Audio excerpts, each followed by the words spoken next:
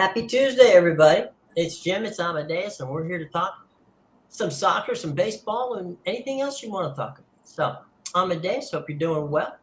And it was another power performance last night by Vegas as they basically took the Panthers apart.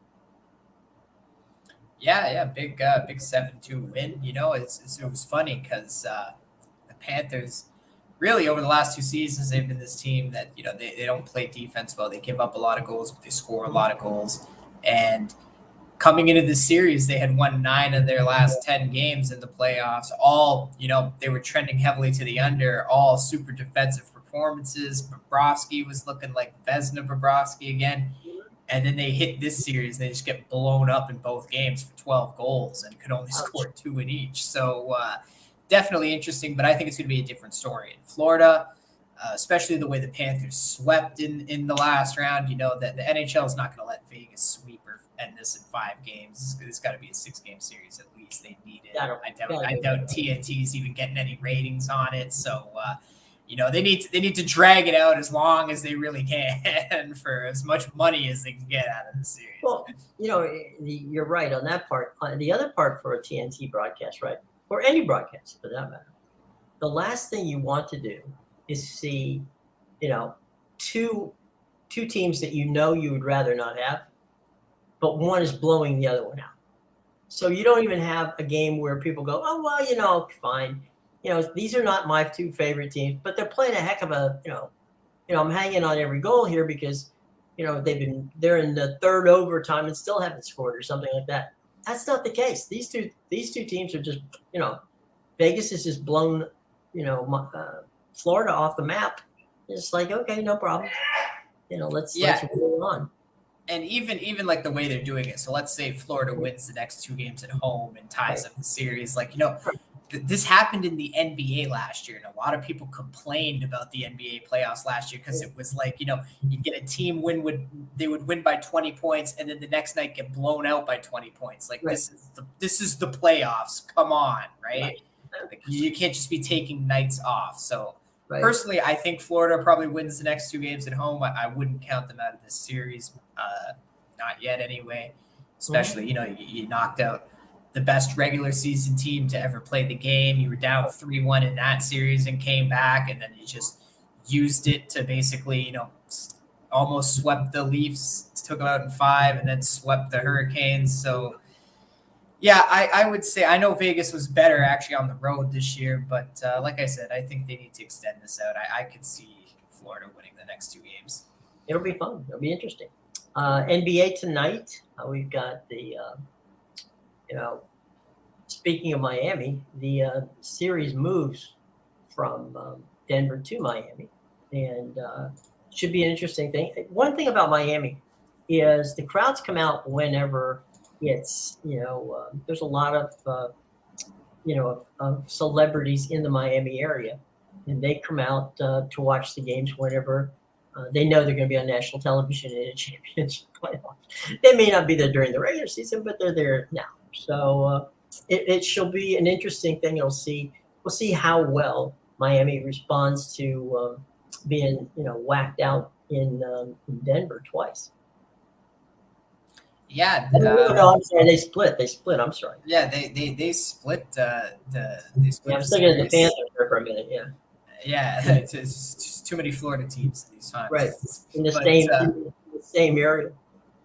Yeah, literally. So the Heat, yeah, I think they're in this series. Obviously they tied it up 1-1. A handicapper I know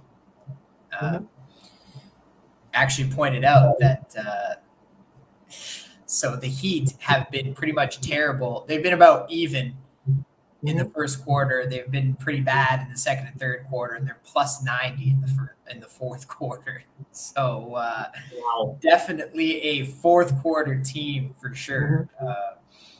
But yeah, and again in game 2 we saw they were down big early. It looked like it was going to be a copy of game 1, and then sure enough, they wake up in the fourth quarter, and then here come the Heat, 3-point win. We're not out of this yet. Yeah, don't go that route. but yeah, I mean the Heat's Spoelstra and the guys will have a very good game. Sure, and ratings for that so far, they only have the one rating, which would have been the opener, and it wasn't bad. I mean, it wasn't good either, but it wasn't bad. Something you might expect. Two teams that are national teams, and no, no.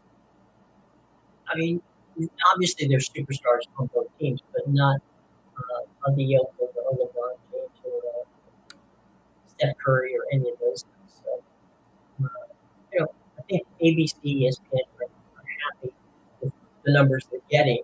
Not that they would want better, but they're just not. They're getting an interest, which is all you can ask. Yeah, definitely. The Nuggets they may be a one man team, but they do got a lot of depth. Jamal Murray is really starting to emerge as a solid number two there, and with the Nuggets, you get Jokic, who's been the MVP 2 of the last 3 years, Right. and with the Heat, they were the number one seed in the East last year, so you get that team you were supposed to have last year that fizzled out.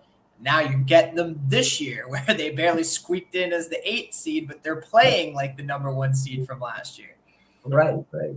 Before we get to same with the Panthers, the President's Trophy winners last year, and they skirted in the 8th seed, and they're playing like the number one seed once again. Yeah. There you go. It happens. Before we get to soccer in a second, I would be remiss if you have time tonight, folks. ESPN at I believe it's 7:00 Eastern time. It is the softball World Series. It's women's softball, which has the ratings have just blown up over the last 2 years. And you've got Florida State, who for the entire season pretty much was ranked in the top 5. They were ranked 3 whenever the tournament started, against Oklahoma. Now here's one for you, Ahmed. Oklahoma hasn't lost a game in 51 straight games. So what does Florida State have to do? They have to win 2 out of 3 from a team that hasn't lost in 51 games. Now, you may say, well, then that's, look out, here comes Oklahoma. The thing is, Florida State has a pitcher who has, on 5 occasions this season, thrown a no-hitter. So you've got, Oklahoma with undoubtedly a phenomenal team.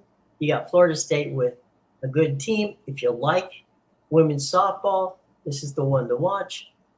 If you haven't seen it, it might be worth watching an inning or two just to take it in. But that's tonight. FSU in Oklahoma, in Oklahoma City, where they're playing the World Series for the NCAA. So anyway, there you go. A public service announcement for college sports.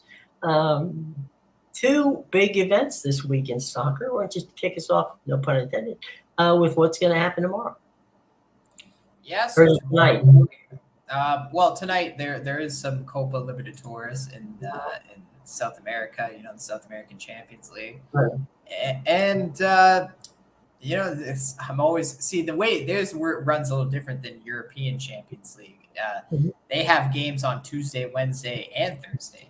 Wow. So there's Copa Libertadores all 3 days, just as there's Copa Sudamericana all 3 days, which is like their version of Europa League, right? They don't really have a conference league, but then again, the conference league is new; it's only in its 2nd year. So, we can start with the big final though tomorrow in Europe for sure. The Conference League final. We have Fiorentina and West Ham, which I predicted when we got down to the Final Four, and pretty much said it was going to be those 2 teams. At one point, Fiorentina was one of the hottest teams in Europe. The way they were winning in Italy, they've kind of died down a bit. West Ham, they saved their season. They escaped the relegation in the Premier League.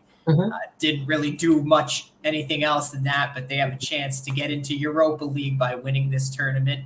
Fiorentina actually finished 9th or around there in the Italian table, so they are not in a European spot. So this game, as for playing in Europe, this game has a lot more meaning than just who's going to win the trophy here. It's also, neither of these teams are in European competition next year if they lose. So the winner moves on to Europa League, and the loser kind of gets left out. So definitely very important match to both teams. West Ham is the favorite in this game. I just have to double check how much of a favorite they are, but they've actually been favored to win the tournament for the last little bit. Actually, the line's pretty even right now. It's plus 175 for both. If you want to take Fiorentina or West Ham, and if just to lift the trophy, it's even minus 110 for both. So yeah, there you go. West Ham was pretty much the favorite coming in every round, the last few rounds. Going back all the way back to even the quarterfinals. I would say even the round of 16, they were the favorite. Once Arsenal and Barcelona, those big clubs, were kicked out. So this one's been West Ham's competition, and now we get to the day of, and all of a sudden, it's even split. Personally, I think Fiorentina is probably going to take it. It was. Well, you had mentioned yesterday that they played very well, and that they had been, one of the class teams in Europe all season long. Perhaps even underestimated, I suppose.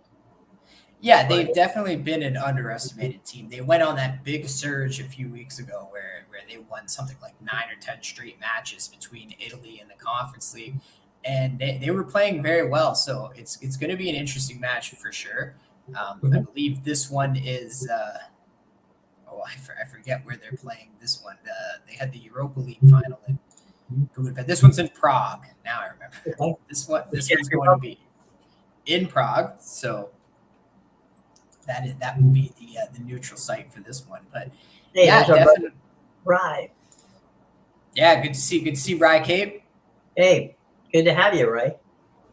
Right. No. So you have to give us some NASCAR information here, bud. Oh yeah, they do. They got the NASCAR report. They do it for the Insiders Room and Pick Advisory. Oh yeah, those guys are spot on. Him, Joey Tron, Dan Kaiser. There's a few others they have on that show, but yeah, the NASCAR report every I believe it's Sunday, sometimes it's Saturday, but definitely on the weekend you got to catch that. Ring the bell. Stay notified. You catch me and Jim during the week, and then you get your NASCAR fill with Rye Cape on the weekend. There you go. Hang on just 1 second. I'm going to do something. Rye, I'm going to shoot you this note, and if you want to pop in to say hi, there you go. Pop in. Click on it and come in and say hi to us if you get a chance. Oh, he's on vacation this weekend. Oh, I'm not happy. Race weekend. Okay. But you can come on and chat if you want to. We are inviting you. Just click any one of those little links that are next to you and pop on and we'll put you in. So if you got a moment, always want to hear from other sides. It's been a weird and wacky kind of season. By the way, speaking of racing and motor racing, this weekend is the 24 Hours of Le Mans, and the official celebrity starter of the race is none other than LeBron James. Because, when you think of 24 Hours Le Mans and international racing, who else would you think of but LeBron? That's who it is. So, yeah, they've had, it goes all the way back into the 1940s and 50s when they had some, major movie stars who would start the race. As a matter of fact, Steve McQueen one year did it. So yeah, it's a phenomenal race. It's fun if you're into that kind of sports car racing, and by all means. So anyway, LeBron's going to be the starter of that race, the 24 Hours of Le Mans. They don't run to the cars like they did in the old days, but hey, it's still a good race. Anyway, so that brings us to Saturday, and Saturday is also a big football game. Yeah, Saturday is the Champions League final.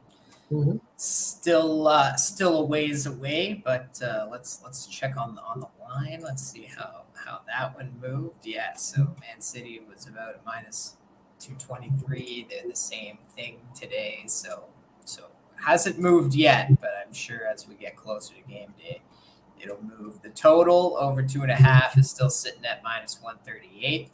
Mhm. So, like I said, that one's probably going to move. Mhm. Right. The closer we get to game time, I can see that one moving. Yeah, like I said yesterday, the big storyline: can Inter Milan stop Man City from not Right. only completing the treble but getting that elusive Champions League title that they've been searching for so many years?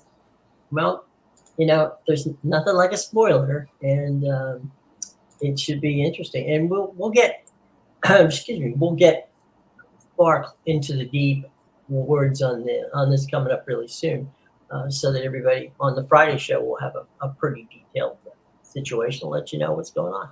We'll just grab a quick little water here because my throat's not working. So anyway, so that's that. Now let's talk a minute about baseball. The rule changes have actually had an impact. Who would have thunk it, right? Baseball games average now 2 hours and 38 minutes, which is down from 3 hours and 10 minutes. You've got the attendance in baseball now is up 41% over last year. And stolen bases and runs are, also up. So whatever, baseball never gets it right. Okay. They usually screw it up. But, even our, to quote a very astute man, our pizza bases are also becoming quite the thing as well. So, good on baseball for actually getting it right this time. Yeah, and it was funny actually. I guess MLB puts together these little skits. It was the first Right. time that I seen it. It was Buck Showalter, Oh boy. and I forget the player from the Mets they had, but it was more of a slugger, right? He's definitely not your average base runner. You're not going to be sending him out to pitch run, but Basically Alfonso or somebody like that. yeah, it wasn't him, but somebody. Of that type of stature. Yeah, so basically, he was at first base, and the whole skit was him thinking in his brain. He's like the bases are bigger. I can make it to second now, and Buck's just staring at him from the dugout like, no, oh, is he thinking about stealing second? He better not be stealing second. And he's like, and then he flashes back to him, and he's just like, oh, I can do this. I could definitely steal this. So I just thought that was cool. Even the MLB acknowledged the slight change in size and how it could affect the stealing bases, the shorter distance. I remember that to your point, I was watching a Dodger game earlier in the year. Freddie Freeman. Okay, it's been 6 years since Freddie Freeman has stolen a base. Freddie Freeman steals a base. They call timeout. The the first base coach rushes over to Freddie at second base with water and a towel, basically saying, I know you need to hydrate. You got there by whatever. And the players, meanwhile, on the bench, of course, the bench jockeys are having a great time. They took in towels and waving it, to give him give him some extra oxygen there. So even Freddie could pick up a base, on it. Now I forget the right-handed pitcher that he was throwing, that he was playing against, but I mean, clearly he didn't think about holding them on. So that's the thing, right? Like, so even the MLB is making the joke about the slight base size difference and how it can affect the running, but really it's the pitch clock that's affecting it, because exactly now they have so much to worry about, and you can only check the runner twice, so you can use that first one early, but you really got to think about how you're going to use that second one now, right? You don't want to spend it too early, so it's all that to factor in. And yeah, you only get 20 seconds, and you got to take into account, I got to be ready at this certain time, and then I got to make sure the batter's ready and all these other things. And then, oh yeah, there's a guy trying to steal base too. So it's like, help me! I've got all this stuff is going on. Too much is going on. So it's definitely more stress on the pitcher. Yeah, and the thing is, with the pitch clock, I mean, you're also seeing a lot of balks, which you normally don't see. And because the guy's freaking. I mean, he's like you said, he's got 20 seconds to throw the ball. He's looking around and he's going, "Well, wait a minute. Let me get the guy first base." Then, oh, wait a minute, I didn't have my foot on the rubber. So it's like, oh man, this is crazy. So yeah, it definitely does lend itself to at times like a Benny Hill kind of situation, and we're seeing a lot of pitchers, as we talked about yesterday, airmail the first baseman and the ball, rolling down the right field line. So yeah, it has made it entertaining, but to take over 30 minutes off the game, I think is definitely obviously with the ratings being so well, it would lead one to believe that is not a bad idea. So good. Yeah, and some of these guys are even using it as an edge, like they'll throw it, as quick as they can to catch the guy off the guard. Or I know some that wait till like the last second, because basically their reasoning is no, I'm gonna make you wait and sit and feel uncomfortable, and you can't do anything because now the clock is ticking. Can't really take that time with 2 seconds left when the pitcher's got to force one out. I saw one guy get called for a quick pitch because he threw it only 5 seconds into the 20 seconds, and you're like, well, why would if there's a clock and you choose to throw it on 1, or choose to throw it on 19, what's the difference? Yeah, and that's the other thing, right? They've kind of like allotted 8 seconds for the batter and 12 for the pitcher, but it's still a little wishy-washy, as you mentioned, right? And you've got the consistency of the strike zones of where, depending upon the umpire and what shoulder he chooses to look over, you tend to get some guys give you the inside strike, some guys give you the outside strike, some guys give you a high strike, some guys give you a low strike. So you're like, what the heck is going on here? Consistency. Don't even get me started on the umpires or any kind of referee. You can ask Rye Cape. We'll be here for 12 hours. Well, we can cut it into bits. For those of you who woke up this morning and looked at your, NBA. Let's try it. Major League Baseball standings. They saw the leading team in the National League Central to be, just like you thought, the Pittsburgh Pirates, the Buccos, who, now today they have a tough road to hoe because they have to play Oakland in Pittsburgh.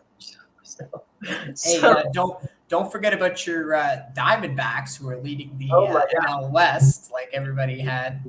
Yeah, well, they're playing against the Washington Nationals this week, tonight. So we've got Minnesota is at the Trop in Tampa to play that game, and you've got Detroit's in Philly, you got KC's in Miami, Arizona's at Washington, Oakland travels to Pittsburgh. You got the Chicago White Sox in the Bronx to take on the New York Yankees. Houston is in your neck of the woods today.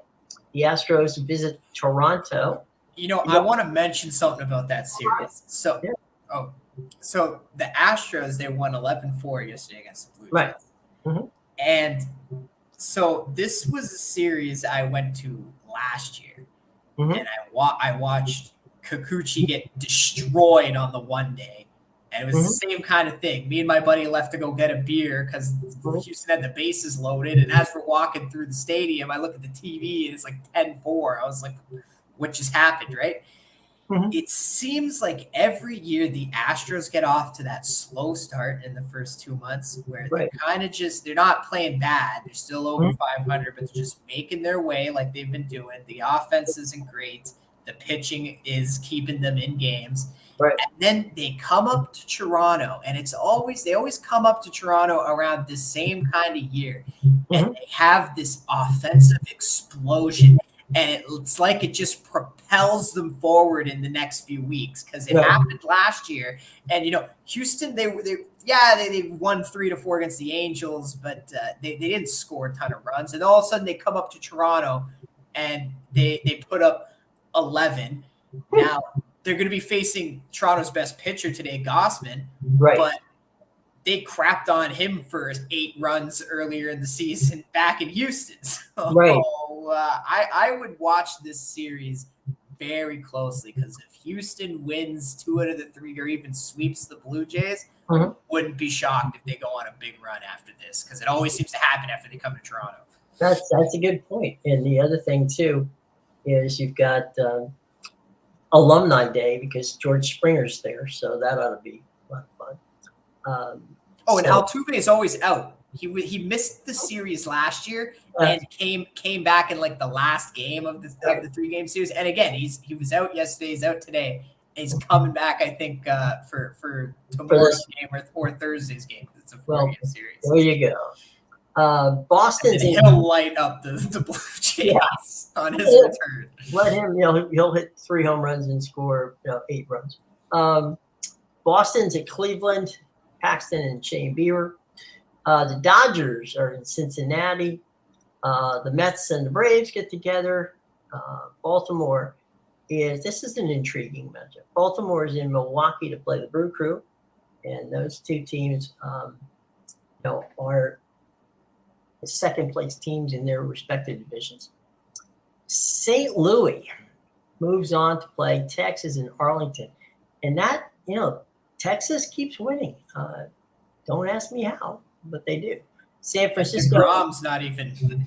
No, DeGrom's not even. He isn't even penciled in for a rehab assignment yet. San Francisco at Colorado tonight in the Rocky Mountains. The Cubbies are in Anaheim to face the Angels, and in a battle of the I-5 teams, Seattle travels way down the coast to San Diego for that game, which first pitch is 9:40, and there you go. So that's your baseball scoreboard. We don't have any games in progress, but that's who's playing today, and playing pretty well. Some of them, I think probably besides Baltimore. I think that a lot of people are surprised about what we just talked about. Texas, they've got, they're doing all this, and DeGrom hasn't even pitched. So there you go. Also, by the way, on Houston side, Lance McCullers hasn't pitched either. So they have a few. Yeah, they do. Yeah, but are injured. So just what you need. You want them to come back with more pitching. That's definitely designed for disaster for the rest of the teams in that league. But Houston and Texas in that division should be an interesting battle throughout the season. And again, it turned topsy-turvy situation with what's going on in the standings in the National League Central, because I don't think a lot of people. I mean, it's still early, but I don't think a lot of people had the Pirates in that position, as a contender in the even this late into the season. And you know who did have the Pirates? Okay, who? Our guy Rye Cape. Oh, he did. He had the over on their wins total. What was their wins total? I'm not. Is Rye with us still? Rye, if you're with us, give us that win total. Yeah, what was that great call on the Pirates over wins total? Yeah. He nailed that. It looks like he's definitely going to get that one. Well, what do you think of 70-ish? Yeah, I think is it maybe even 60 something? It might have been high 60s. And a half? Yeah. Well, right now, the Rays lead Baltimore by 4.5 games. The Yankees are 6.5 games back. Toronto is 9.5 back. And Boston at 30 is 12 back. Minnesota leads the as by the way, the only team over 500 in the AL Central, 31-29, and they're leading Cleveland by 3.5 games, 4 games. Detroit, Sox are 5.5 back. Kansas City is way back at 13 games, and then over in the West, Texas leads the Astros by 3.5 games. The Angels are 9 games back, and Seattle and Oakland, by the way, at this point in time, okay, they're 12-50. That's 12-50 and 28.5 games out of first place, and we are talking the 6th day of June. So, actually, a few days ago, Rycape told me that they're on pace to win 29 games this season. So the amount of games they're behind first place is what they're on pace to win all season. That's stunning. Atlanta leads the Fish, Miami, at 3 games back. The Mets are 5.5, Philly 7.5, and the Washington Nationals at 10 back. Pittsburgh leads Milwaukee by 0.5 game, Cincinnati by 5.5. The Cubs and the Cardinals trail. Cubs is 6 flat, and 8 flat for the Cardinals. Arizona and the Dodgers are a tie, but Arizona, well, no, actually, I'm looking at the percentages. They have the exact same record, so they're in a flat-footed tie.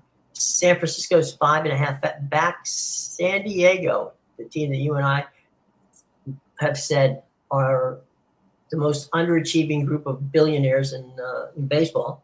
They are a lineup that's supposed to be a juggernaut lineup. Can't score runs. Yeah, Juan Soto can't bunt his way on. And trailing that group is the Mile High Boys from Colorado. So there you go. There's your baseball standings as we get into the dog days of summer, still way ahead of us. We aren't even to the All-Star break yet. So we'll see how that plays out. But it's been pretty wild, that's for sure. Yeah, honestly, if the AL Central doesn't have a team over 500 by the end of the season, then just give their playoff spot to the AL East because they probably deserve it a little more. Well, I think if you look at the wild card, and it's way early. But that's what we do here. We look at things that nobody really months in advance, talking about NFL in June. Right, exactly. Okay, so here we are, right? The Rays, the Rangers, and the Twins, as of today, are your division leaders. The wild card is pretty good. Baltimore right now is two games up in the wild card. Houston is a half game up over the Yankees. Toronto is just 3 back of the Wild, and then the Angels at 5, Boston at 5.5, Seattle at 6. So every team in the AL East is within 5.5 games of the wild card at this point. And 2 of them, Baltimore and the Yankees, are already in the wild card. So the only one to break up that party is right now the Houston Astros. So that's in the American League. Now, dropping down to the National League, you've got Atlanta, Arizona, the Dodgers, and Pirates, okay, because we established Arizona and the Dodgers are tied for that division. Wild card team, they're, again, Dodgers and Arizona, they put in there because that's the way. They're both at the same winning percentage at 583. And then there's a surprise. Miami is in, at the moment, Miami's the final playoff team. Milwaukee is right behind them by a half game. The Mets are 2 out. Frisco, I don't think anybody would have picked that. 2.5 back. And the Phillies and San Diego, who actually played last year, if you recall, in the series, they are flat-footed 4 games out in the wild card. So those of you who are into the futures business, there's some information for you. But that's pretty wild. We also have an interesting thing. that starts tomorrow, and that not tomorrow, right? I keep getting my days screwed up. On Thursday, and that's the U.S. Open. And I saw where 4 or 5 guys who you would think would be 2 or 3 years ago would have been locked steep to possibly win it, had to qualify to get in. So it's been a wild situation. By the way that works is they have designated courses around the country where you can, if you are a PGA member or a player, you can go and you can qualify for the Open, which means you have to play 36 holes in a day, and then they take the top. I think it's a dozen players who qualify. So there's a lot. There's a lot of golf played early in the week for people who want to play at the end of the week in the tournament. So it's a wacky situation because that's the only team. The only tournament that you can actually qualify for on the same week that you're playing it. So, interesting little tidbit there, and we're going to have NBC's got the coverage of the U.S. Open this week. So, interesting stuff if you're a golf fan. Starting on Thursday. There you go. All right, so there's those few things, and there's also Nick Earl would be happy to hear this. There's college World Series baseball in the midst of all of this. It's Super Regionals coming up, so college baseball will be coming up here as well. So there's a lot of different things going on, and let me ask you, Amadeus, what the Women's World Cup starts in Australia this summer. What is it, July or is it August? It's July 20th or 17th, something. Mm-hmm. I have it in my brain. I know it's July 17 to 20, somewhere in that time. I thought it was the end of July. Yeah, and then it goes to, I think, like August 20th, right? Same as what the World Cup started in November. Now, the Canadian team is had some pretty good play in recent years. Is there a lot of buzz for the Team Canada up there at this time? Honestly, I haven't heard really anything about the Canadian national team, which is really sad because they're ranked number 6 in the world. Right. So this is definitely one of the best teams in the world, and they're gonna go deep into this tournament as well as USA and all of the other top teams, because the women's competitions tend to be really dominated by the good teams, as we saw with the Champions League final. Barcelona and Wolfsburg were by far the best teams in Europe. It was scary how Barcelona didn't even lose a game in the Spanish league all year. Yeah. So when the women's teams are good, they're scary good, and they're dominant good. But absolutely. That was a 3-2 game, Wolfsburg and Barcelona. So definitely the later rounds will be the exciting rounds. Once we get into the knockout stages, it's going to be a lot more competitive for sure. Well, it's also going to be a lot more late nights and early mornings for people, because that time difference is going to really screw with TV and screw with people getting up early to watch those games. And that's the disappointing thing. It's going to suck for us for sure. Yeah. But I mean, what are you going to do? Well, I mean, in fairness to the folks in Australia, I'm sure they're not crazy about the fact that we play games here in the United States when we host world events, or when Europeans host world events, and they have to adjust their schedules to watch the game. So turnaround's fair play, I guess. Yeah, and there are some good teams in that time zone. Like Japan has one of the best teams in the world. New Zealand is actually ranked number 10. They're technically a hosting country with Australia, so it's technically Australia and New Zealand. But I actually think, if I'm not mistaken, that New Zealand gets a game or two.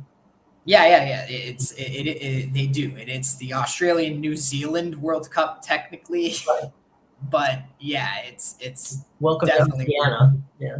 yeah, it's definitely more heavily, Australia. Just like Mhm. we're gonna see USA have a majority of the games in the 2026 World Cup. Right. And if the Saudis end up getting the 2030 with Greece and Egypt, you're going to see 75% of those games in Saudi Arabia. So, Right. yeah, there's going to be the obviously the more dominant hosting country, and that's what Australia is. Well, I mean, you got Qatar, which we all watched this past fall, uh, hosting those games, and they're not as big as the province you live in, so it did make for an easy get around. That's not the case in either Australia or New Zealand. You can travel quite a bit. It's funny because people, for whatever reason, I don't know why, seem to think that Australia and New Zealand are close to each other. Theoretically, yeah, they probably, when you're in that part of the world, close is a very relative thing. But it's about 3 or 4 thousand miles between Australia and New Zealand, which is all water. So it's going to be fun to play. And I'm sure, look, the Aussies have a great time when they host the Australian Open tennis down there, and they really represent and have fun. They're good hosts, so it should be a lot of fun from that standpoint too. So we'll see how that plays out. But we're talking about the Aussie Open. Looks like Novak Djokovic is going to play in the French semis at this point. Can't be surprised about that one. Yeah, well, he's obviously probably the favorite still to win the entire tournament. So I saw a bet the other day. You picked Djokovic versus the field, and he was plus. I mean, it wouldn't have, if you bet on the field, your chances of winning were pretty slim.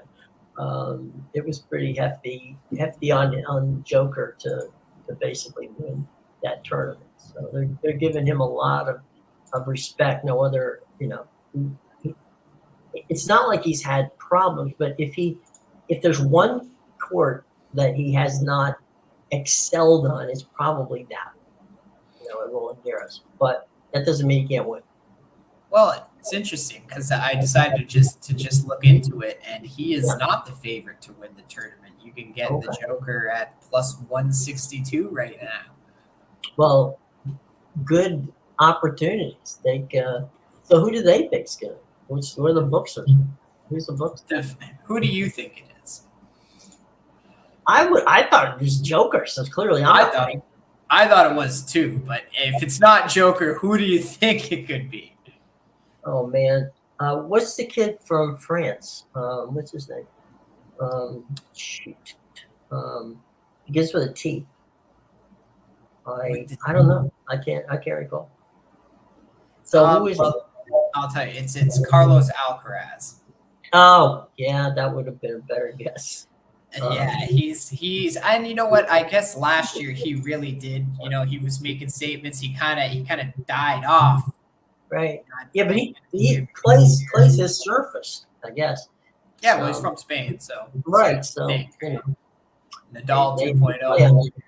Yeah. He's playing right now, though. He still has to get through Tsitsipas, which is interesting. How he's a minus 106, and he could still lose today, but he's up in the first set against Tsitsipas. Well, let's okay. What time is it?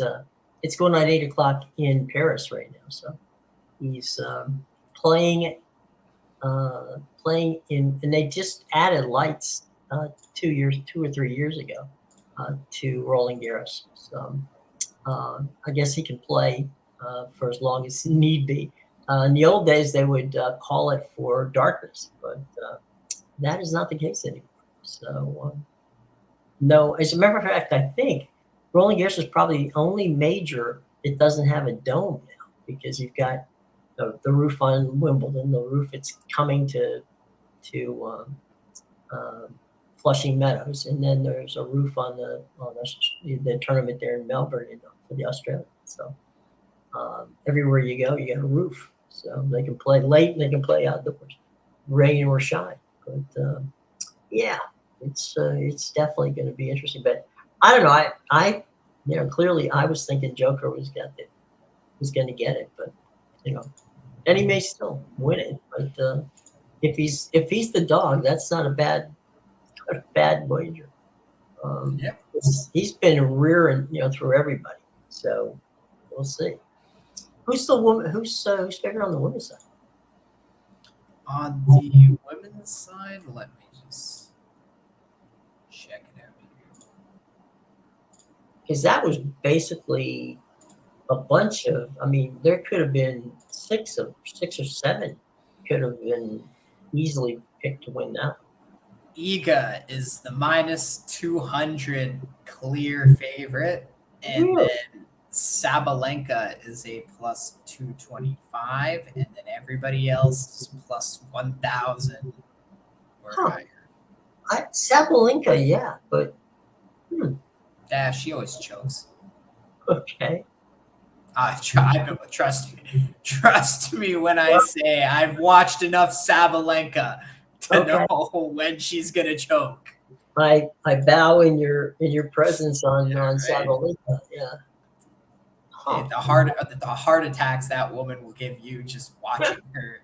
If you place a bet on her, oh my God! Once she gets in her own head, there's no stopping her. It's just complete unravel. The serve goes, and then she's just like flailing her arms, trying to figure out what's wrong. It's you. You're wrong. Get your crap together and refocus. You know what? It's totally off topic here from that standpoint. I've often wondered, why wouldn't you let the coach sit on the bench, not say anything or scream anything during the play, but on the court breaks, when on the point breaks, why wouldn't you let the player have the coach? I mean, you can, of course, in both Federation Cup for the women and Davis Cup for the men. I've often wondered, I've seen a lot of tennis in my life, but I've often wondered why they just didn't let the coaches, because it's not hurting anybody. Yeah, and they've got signals and things that they're doing with each other all the time anyway. So why don't you let them sit there? Yeah, well, coaching is such a big thing in the sport that they make such big deals about it. I don't know what the deal is. Well, I mean, the reason I say that is you just brought up that she gets in her own head, right? That happens in every sport. And usually what happens is it takes the coach or somebody to walk over and slap the guy in the head and go, just get yourself back in the game and figure out what we're doing here. You can play this. It's just, you're your worst enemy at this point. Now, you would hope that would be able to realize that, but sometimes you can't, they don't realize it until it's too late and they're down 2 sets and they're screwed. So it is what it is. But I always thought that, one of the advantages or one of the things that I would do is just allow that. And I did an interview with McEnroe once, and I asked John what's the biggest